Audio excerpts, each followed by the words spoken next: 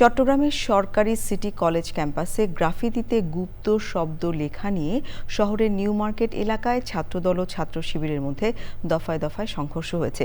এতে উভয় পক্ষের কমপক্ষে ২০ জন আহত হয়েছেন। মঙ্গলবার বিকেলে নিউ মার্কেট মোড় থেকে বিক্ষোভ মিছিল বের করে ছাত্র শিবির। এ সময় ছাত্রদল ও ছাত্র শিবিরের মধ্যে সংঘর্ষ হয়।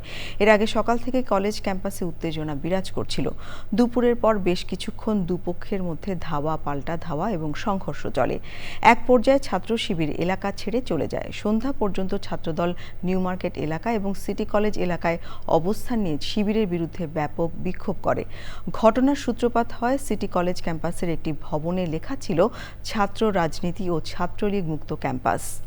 পরে ছাত্র শব্দ মুছে গুপ্ত শব্দ লেখা হয় এবং সেই ভিডিও সামাজিক যোগাযোগ মাধ্যমে ছড়িয়ে পড়ে।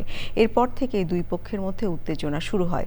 মঙ্গলবার রাতে চট্টগ্রাম মহানগর ছাত্র দলের সভাপতি সাইফুল আলম এই হামলার জন্য ছাত্র শিবিরকে দায়ী করেছেন। অপরদিকে সংবাদ সম্মেলনে ছাত্র শিবিরের চট্টগ্রাম মহানগর দক্ষিণের সভাপতি মাইমুনুল ইসলাম মামুন হামলার জন্য ছাত্র দলকে দায়ী করেন।